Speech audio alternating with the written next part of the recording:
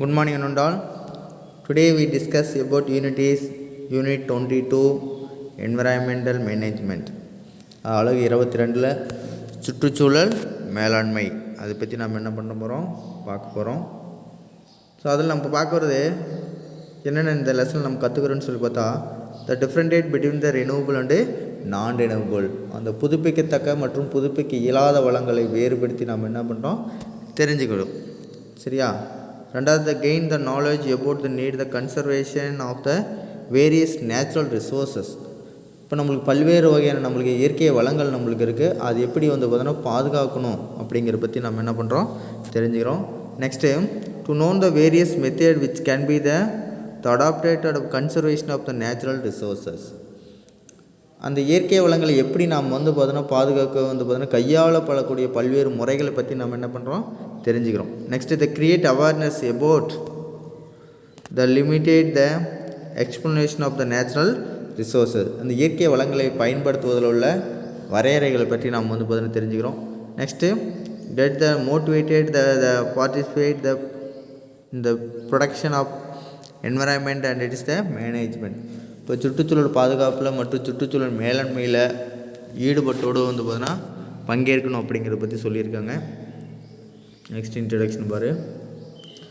The environmental management deals with the different aspects of the environment is structure, function, it's the quality and it's a maintain the including conservation, it's a living and non-living the components. The diversify the natural resources on this earth to provide the necessities of the survival of the all forms of life including man. So everything that comes from the natural has some the utility for men, but is the utilization is the possible based on the availability of the appropriate technology. அதாவது சுற்றுச்சூழல் மேலாண்மை அப்படிங்கிறது சுற்றுச்சூழலில் பல்வேறு காரணிகளில் அதனுடைய சொல்லியிருக்காங்க. அமைப்பு, செயல்பாடு, தரம், சரியா, மற்றும் இந்த உயிரிய மற்றும் உயிரற்ற கூறுகள், உயிரிய மற்றும் உயிரற்ற கூறுகள் அவங்கள நம்மளுக்கு பராமரித்தல் ஆகியவற்றை நம்ம உள்ளடக்கியதுன்னு பார்த்தோன்னா சொல்கிறாங்க. இப்போ மனிதர்கள் உள்ளிட்ட அனைத்து உயிரினங்களும் நம்மளுக்கு என்ன பண்ணுது பயன்படுத்தி உயிர் வாழ்வதற்கு அனைத்து வளங்களையும் நம்மளுக்கு இந்த பூமி நம்மளுக்கு என்ன பண்ணுது வழங்குது. என்ன பண்ணுது? The earth to provide the necessity for the all forms of the living including man. சரியா? இப்போ இயற்கையிலேருந்து பெறப்படுற அனைத்துமே நம்மளுக்கு மனிதனுக்கு பார்த்தோன்னா பயனளிக்கக்கூடிய வகையிலே நம்மளுக்கு அமைந்திருந்தாலும் அதனுடைய பயன்பாடு பொருத்தமான தொழில்நுட்பம் மூலமே நம்மளுக்கு என்ன பண்ணுது சாத்தியமாகுது அப்படின்னு பார்த்தோன்னா ஒரு சில சொல்லியிருக்காங்க. அதில் என்ன அப்படிங்கிற பார்த்தோம். The resources can be the renewed the stimulously along with the explanation, the forest, crops, wildlife, groundwater, wind, solar energy, they can maintain themselves by the natural the recycling or can be the replenished by the proper management. The stimulously the non-renewable resources cannot be recycled, can the extend by the unlimited and continuous use the minerals, ores and coal, petroleum, etc. They cannot be replaced easily. This would lead to the situation where the non-renewable resources may come to an end after certain the period of time. அதான் நம்மளுக்கு சில வகையான வளங்களை நாம் தொடர்ச்சியாக பயன்படுத்தி கொண்டு இருக்கும்போது அவற்றை என்ன பண்ணுறோம் மீண்டும் தம்மை புதுப்பித்து கொள்ள முடியும். சரியா? ஒரு பொருள் நம்ம பயன்படுத்திகிட்டு இருக்கிறோன்னா அதை என்ன பண்ண முடியும் ஈஸியாக நம்ம என்ன பண்ணணும் அதை நம்ம புதுப்பிச்சிக்கலாம். சரியா? இப்போ பார்த்தோன்னா சொல்லியிருக்காங்க வளங்கள் நம்மளுக்கு பார்த்தோன்னா வனங்கள் சொல்லியிருக்காங்க. நெக்ஸ்ட் பார்த்தோன்னா பயிர்கள், வன உயிரிகள், சரியா, அடுத்து பார்த்தோன்னா நிலத்தடி நீர், காற்று, சரியா, மற்றும் சூரிய ஆற்றல், இதெல்லாம் நம்ம பயன்படுத்தினா மறுபடியும் நம்ம என்ன பண்ணிக்கலாம் நம்ம இந்த ரீப்ளேஸ்மெண்ட் பார்த்தோன்னா பண்ணிக்கலாம். டெய்லி அது நம்மளுக்கு பார்த்தோன்னா கிடைச்சிட்டே இருக்குது. இவை இயற்கையான மறுசுழற்சி முறையிலோ அல்லது உரிய மேலாண்மை வழியிலோ தம்மை மீண்டும் புதுப்பித்து கொள்கின்றன. இந்த என்ன பண்ணலாம் அதை நம்மளுக்கு புதுப்பித்து கொள்கின்றன. சரியா? சரி. தம்மை இயற்கையான மற்றும் முயற்சிகளை புதுப்பித்து கொள்ளாத இயலாத வளங்கள் தேவைக்கு அதிகமான மற்றும் தொடர்ச்சியான பயன்பாட்டில் நம்மளுக்கு தேவைக்கு அதிகமான மற்றும் தொடர்ச்சியான பார்த்தோன்னா பயன்பாடு சரியா?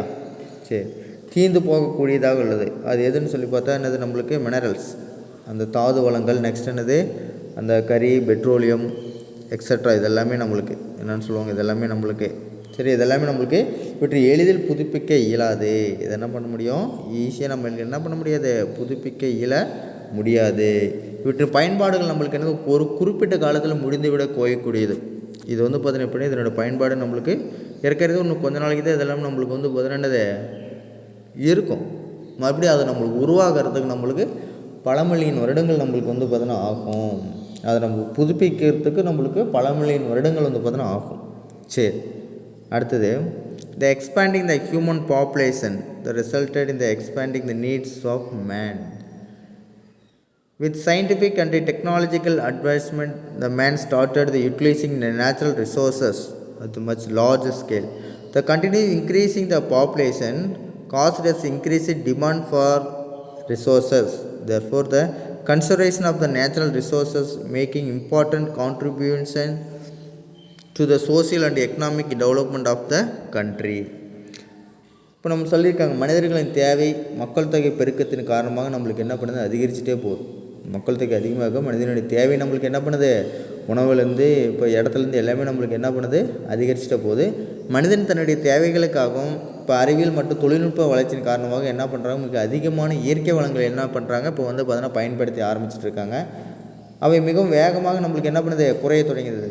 இயற்கை வளங்கள் நம்மளுக்கு என்ன பண்ணுது, மிக வேகமாக நம்மளுக்கு குறைய தொடங்கியது. ஏன்னா மனிதன் என்ன பண்ணுறாங்க, இயற்கை வளங்கள் அதிகமாக வந்து பார்த்தீங்கன்னா பயன்படுத்திகிட்டு இருக்கு. அதனால் இயற்கை வளம் நம்மளுக்கு என்ன பண்ணுது, படிப்படியாக நம்மளுக்கு குறைய ஆரம்பிக்குது. எனவே இயற்கை வளங்களை பாதுகாப்பு என்பது ஒரு நாட்டினுடைய சமூக மற்றும் பொருளாதார மேம்பாட்டுக்கு முக்கிய பங்கு அளிக்கக்கூடியது அப்படின்னு பார்த்தீங்கன்னா நம்மளுக்கு சொல்கிறாங்க. அது எப்படி அப்படிங்கிறத பற்றி பார்ப்போம். So the conservation and the judicious use of the resources. இப்போ natural resources and the conserve for the biological, economic and the recreational values. The use of the natural resources in the excess and the unplanned way leads to the imbalance in the environment.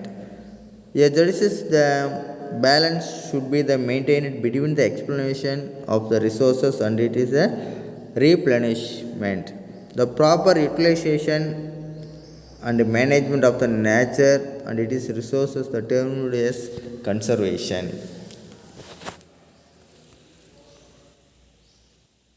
அதாவது இந்த இயற்கை வளங்களை முறையாக பயன்படுத்துதலும் நம்மளுக்கு பாதுகாக்கிறது. இப்போ இயற்கை வளங்கள் அவற்றை நம்மளுக்கு என்ன சொல்கிறாங்க, உயிரிய பொருளாதாரம் மற்றும் பொழுதுபோக்கு மதிப்புகளுக்காக என்ன பண்ணுது, நம்மளுக்கு பாதுகாக்கப்படுது. இப்போ இயற்கை வளங்கள் அதிகமாக மற்றும் திட்டமிடப்படாத அந்த பயன்பாடு சுற்றுச்சூழல் ஒரு சமமற்ற நிலையை உருவாக்கிடும். எனவே இயற்கை வளங்களை என்ன பண்ணுறது, அவற்றை புதுப்பிக்க கொள்வதற்கேற்ப அவற்றினை பயன்படுத்துவது ஒரு முறையான சமநிலை பராமரிப்பு அவசியமாகிறது. இவ்வாறு என்ன பண்ணுறாங்க, இயற்கை வளங்கள் நம்மளுக்கு என்னது, பராமரிப்பதும் பயன்படுத்துவதும் சுற்றுச்சூழல் பாதுகாப்பு எனப்படுகிறது அப்படின்னு பார்த்தோன்னா நம்மளுக்கு சொல்கிறாங்க. அடுத்தது, we have to build the sustainable the world which the should the last forever. Some of the ways to the sustain the continuous use of the resources and the practices to the utilize energy efficiently, avoid wastage of water, avoid usage of plastic and other the non-biodegradable materials, and to take care for the environment we live. It is important that we manage and use our the resources carefully so as to the preserve for the future generation. Okay, அதாவது நம்மளுக்கு என்னதான், அது எப்பொழுதுமே நிலைத்து நிற்கும் வகையில் நீடித்த உலகை நம்ம கட்டமைக்க வேணும். அப்படின்னா நம்மளுக்கு ஆற்றலை நம்மளுக்கு முறையாக பயன்படுத்த வேண்டும். இப்போ நீரை சேமித்தல் என்ன பண்ணுறது, நீரை நம்மளுக்கு என்ன பண்ணுறோம், சேமிக்கிறோம். அடுத்தது, மட்டும் தன்மையற்ற பிளாஸ்டிக் உள்ளிட்ட பொருட்களை வந்து பயன்படுத்தாது இருத்தல். சரியா, அந்த பிளாஸ்டிக்கை நம்மளுக்கு என்ன பண்ணுறது, பயன்படுத்தாமல் வந்து பார்த்தீங்கன்னா இருக்கிறது. சரியா, ஃபஸ்ட்டு வந்து பார்த்தீங்கன்னா avoid wastage of water and avoid usage of plastic and the other the non biodegradable material. சரி, மற்றும் நாம் வசிக்கும் வளிமண்டலத்தை முறையாக பராமரித்தல் ஆகியவை உலகின் நீடித்த நிலத்திற்கு செய்யும் சில வழிமுறைகள் அப்படின்னு பார்த்தீங்கன்னா சொல்கிறாங்க. இப்போ எதிர்கால சந்ததிக்கான நமது வளங்களை என்னது, முறையாக நம்மளுக்கு மேலாண்மை செய்து பாதுகாப்பு அப்படிங்கிறது ரொம்ப முக்கியம். அது முக்கியமாக என்னன்னு சொல்லியிருக்காங்கன்னா, நம்மளுக்கு நீரை வந்து பார்த்திங்கன்னா சேமிக்கணும். மக்கும் தன்மையற்ற பிளாஸ்டிக் உள்ளிட்ட பொருட்கள் நம்மளுக்கு என்ன பண்ணணும், பயன்படுத்தாமல் நம்ம வந்து பார்த்திங்கன்னா இருக்கணும். சரியா, நாம் வசிக்கும் வளிமண்டலத்தை என்ன பண்ணணும், முறையாக பயன்படுத்தணும். அப்படி செஞ்சோன்னா நம்மளுக்கு உலக என்னதை நீடித்து நிலத்திற்க செய்யும் சில வழிமுறைகள் அப்படின்னு பார்த்தா சொல்லியிருக்காங்க. Okay, next so forest and it is the importance. The forest are the important component of our environment and are the dominant by the microorganism, the flowering plants, flowering plant, shrub, the climbers, dense trees, and provide the vast habitat for the wild animals. The forest also contribute to the economic development of our country. The forests are vital for the human life. It is a sources for a wide range of the renewable resources, natural resources. To provide the wood, food, fodder, fiber and medicine. Another medicines. Okay, அதாவது நம்மளுக்கு காடுகளும் அதனுடைய முக்கியத்துவம் வந்து பார்த்தீங்கன்னா சொல்லியிருக்காங்க. அதில் என்ன சொல்லியிருக்காங்கன்னு சொல்லி பார்த்தா, காடு என்பது நம்மளுக்கு என்ன சொல்லியிருக்காங்க, அடர்ந்த மரங்கள். என்ன சொல்லியிருக்காங்க, நம்மளுக்கு அடர்ந்த மரங்கள், புதர்கள், சிறு செடிகள், கொடிகள் போன்றவற்றை உள்ளடக்கிய பல்வேறு தாவர மற்றும் விலங்குகளின் வாழிடங்களாகும். சரியா, வாழிடங்கள் ஆகும்னு பார்த்தா நம்மளுக்கு சொல்லியிருக்காங்க. காடுகள் நமது நாட்டின் பொருளாதார மேம்பாட்டுக்கு முக்கிய பங்களிக்கக்கூடியது. காடுகள் மனித வாழ்வுக்கு இன்றியமையாதுன்னு சொல்லியிருக்காங்க. மேலும் பலதரப்பட்ட புதுப்பிக்கத்தக்க இயற்கை வளங்களின் ஆதாரமாகவும் விளங்குகிறது. இப்போ இந்த காடுகள் நம்மளுக்கு என்ன பண்ணுது, காடு மரம், உணவு, தீவனம், நார்கள் மற்றும் மருந்து பொருட்களை நம்மளுக்கு வந்து பார்த்தீங்கன்னா கொடுக்குது. மருந்து பொருட்கள் என்ன பண்ணுது, கொடுக்குது. சரி, the forests are the major factor of environmental constraint. They act as the carbon sink. They regulate the climate condition, increase rainfall, reduce the global warming, prevent the natural hazards like the flood and the landslides. To protect the wildlife and also act as the catchments for water conservation. They also play the vital role of the maintaining the ecological imbalance. அதாவது சுற்றுச்சூழல், அந்த காடுகளை நம்மளுக்கு சுற்றுச்சூழல் முக்கியத்துவம் உடைய பெரும் காரணம்னு பார்த்தீங்கன்னா சொல்கிறாங்க. காடுகளை நம்மளுக்கு என்னது, கார்பன் நிலைநிறுத்துவதால் அவற்றை என்னென்னு சொல்லுவோம், நம்மளுக்கு கார்பன் தொட்டி அப்படின்னு பார்த்தீங்கன்னா சொல்லுவோம். Carbon sink. காடுகளை வந்து பார்த்தீங்கன்னா காடுகள் என்ன பண்ணுறது, கார்பனை வந்து பார்த்தீங்கன்னா நிலைநிறுத்துது. அதனால் நம்மளுக்கு என்ன கார்பன் தொட்டி என்று அழைக்கப்படுகிறது. இப்போ இந்த தட்பவெப்ப நிலையை ஒழுங்குபடுத்தி மழைப்பொழிவை நம்மளுக்கு அதிகமாக புவி வெப்பமாதலை குறைத்து, இப்போ வெள்ளம், நிலச்சரிவு போன்ற இயற்கை சீற்றங்களை தடுத்து, வன உயிரிகளை பாதுகாத்து நீர்பிடிப்பு பகுதிகளாக மாறி செயல்படுகிறது. இப்போ சுற்றுச்சூழல் சமநிலை பேணுவதில் நம்ம முக்கிய பங்கு வந்து பார்த்தீங்கன்னா இருக்குது. அது என்ன அப்படிங்கிறத பற்றி பார்ப்போம் பாரு.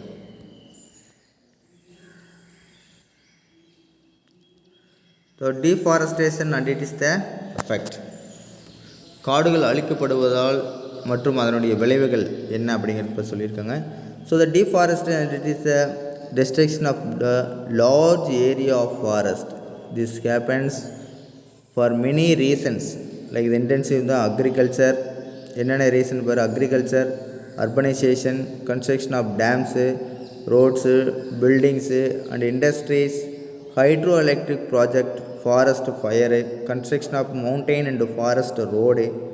It is a threat to the economic quality of life and the future of the environment.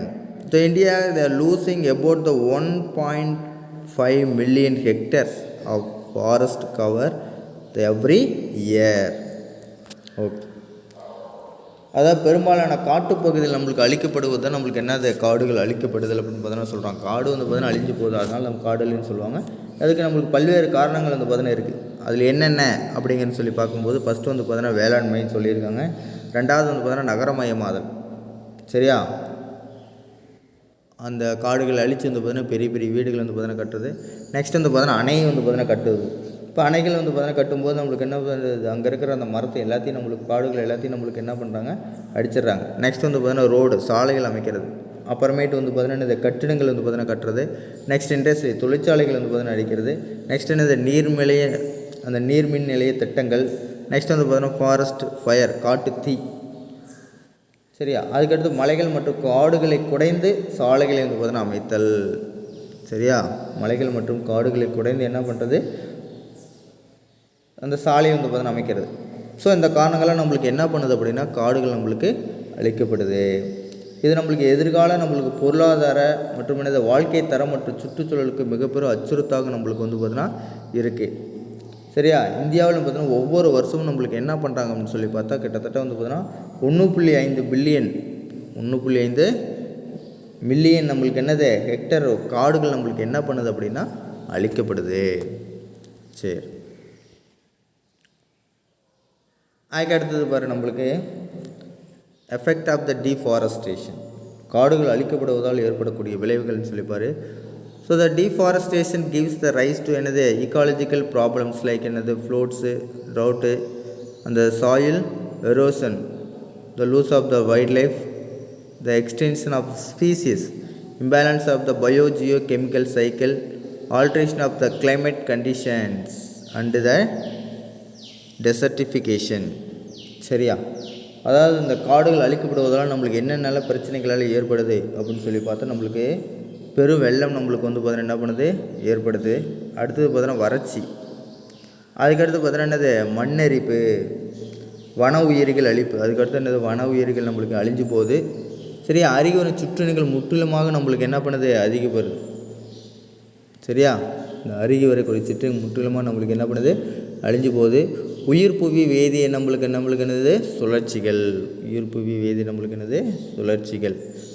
அதுக்கடுத்து நம்மளுக்கு சமமற்ற நிலை, பருவநிலைகளில் மாற்றம், நம்மளுக்கு என்னது பருவநிலைகளில் மாற்றம் மற்றும் என்னது அடுத்தது பார்த்தோன்னா பாலைவனமாதல், டெசர்டிஃபிகேஷன், பாலைவனமாதல். இதெல்லாம் நம்மளுக்கு என்ன பிரச்சனைகள் நம்மளுக்கு என்னது உண்டாகுறது எதனாலன்னா காடுகளை நம்மளுக்கு அழிக்கிறதுனால.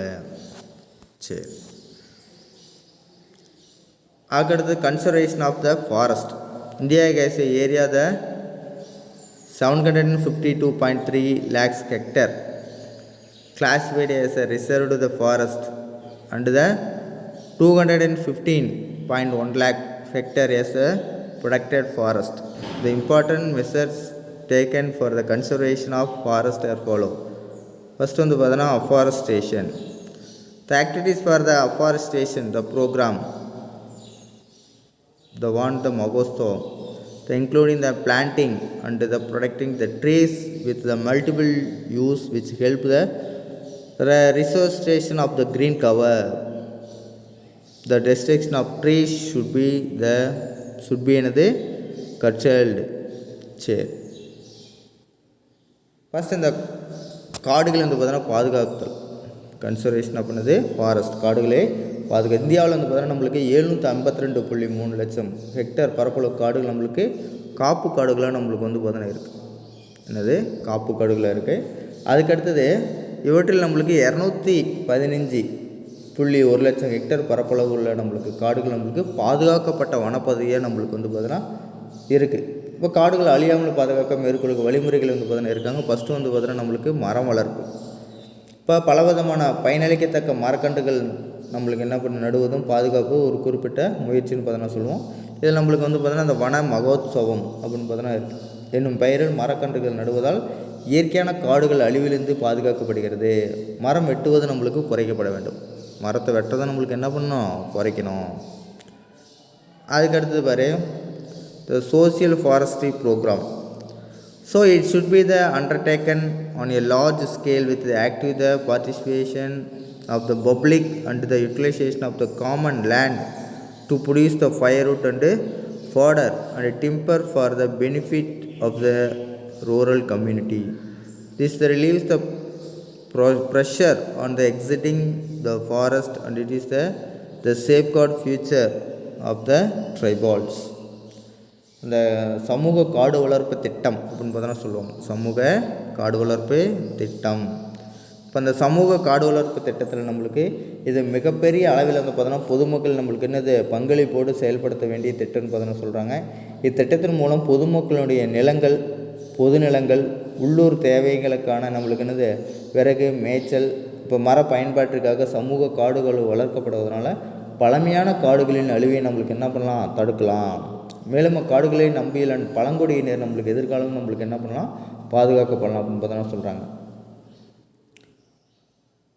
ஓகே, அதுக்கடுத்து பாரு, the forest conservation through laws, the adopting the stringent laws and the policies to conserve and protect the forest through the National Forest Policy, the 1952 and the 1988, the Forest Conservation Act, the 1918. அதாவது சட்டங்கள் மூலம் அந்த காடுகளை நம்மளுக்கு என்ன பண்ணுறோம், பாதுகாக்கிறோம். அதில் பாரு, நம்மளுக்கு அந்த கடுமையான சட்டங்கள் மற்றும் செயல்முறைகள் மூலம் காடுகளை நம்மளுக்கு அழிவதை தடுக்க தேசிய காடுகள் சட்டம் அப்படிங்கிறது வந்து பார்த்தீங்கன்னா இருக்குது 1952 மற்றும் 1988. நெக்ஸ்ட்டு காடுகள் பாதுகாப்பு சட்டம் அப்படின்னு பார்த்தீங்கன்னா இருக்குது 1980. இந்த மாதிரி அந்த சட்டங்களின் மூலம், அந்த கடுமையான சட்டங்கள் மூலம் அந்த காடுகள் நம்ம அழிக்கிறதுனால அவங்களுக்கு தண்டனைகள் வந்து பார்த்தீங்கன்னா இருக்குது. ஸோ அந்த மாதிரி செய்கிறதுனால நம்மளுக்கு இந்த காடுகள் நம்மளுக்கு பாதுகாக்கப்படுது. ஓகே, அடுத்தது இந்த சிப்கோ மூமெண்ட் அப்படின்னு பார்த்தா சொல்லியிருக்காங்க, ரொம்ப முக்கியமானது. The Chipko movement was the non violent against in the 1973. It was the aimed to protection and conservation of trees. The name of the movement Chipko comes from the word the embrace of the villagers hugged the trees and the encouraged them to prevent them from being cut. The movement originated in the Chamoli, the district of the Uttar Pradesh, now the Uttarakhand. The product of the Chipko movement achieved as a major victory in the 1980, with a 15 years beyond the cutting trees in the Himalayas forest. அதாவது நம்மளுக்கு 1973 அகிம்சை வழியில் நம்மளுக்கு மரங்களையும் காடுகளையும் பாதுகாப்பதற்காக துவங்கப்பட்ட இயக்கம் தான் நம்மளுக்கு என்னன்னு சொல்கிறாங்க, அந்த சிப்கோ அப்படின்னு பார்த்தா சொல்லுவாங்க. சரி, இப்போ சிப்கோ அப்படின்னா நம்மளுக்கு என்ன பொருள்னு சொல்லி பார்த்தா தழுவுதல். இப்போ மரங்களை வந்து பார்த்தீங்கன்னா வெட்ட விடாமல் என்ன பண்ணுறாங்க, இந்த கிராம மக்கள் அந்த மரத்தை சுற்றி வட்டமாக சூழ்ந்து கொண்டு கட்டி தழுவியபடி நின்றுருக்காங்க. அதனால் இதுக்கு அந்த பெயர் வந்து பார்த்தீங்கன்னா அமைஞ்சுது. இது உத்தரப்பிரதேசத்தை அப்போது வந்து பார்த்தீங்கன்னா உத்தரகாண்ட் என்னன்னு சொல்கிறாங்க, உத்தரகாண்ட் மாநிலத்தில் இருக்கிற சமோலி என்னன்னு சொல்கிறாங்க, அந்த சமோலி என்னும் ஊரில் வேக்க வந்து பார்த்தீங்கன்னா தோன்றியது. இப்போ இமயமலை பகுதியில் உள்ள காடுகளே நம்மளுக்கு 15 ஆண்டுகள் நம்மளுக்கு என்ன பண்ணுது, அழிக்கக்கூடாது என்ற தடை உத்தரவு நம்மளுக்கு பெற்று 1980 வேக்கம் என்னது பண்ணுறது மிகப்பெரிய வெற்றி வந்து பார்த்தீங்கன்னா அடைஞ்சிச்சு. Okay, thank you. நெக்ஸ்ட் கிளாஸில் த wild life and it is the conservation பற்றி நம்ம பார்க்கலாம். Okay, thank you.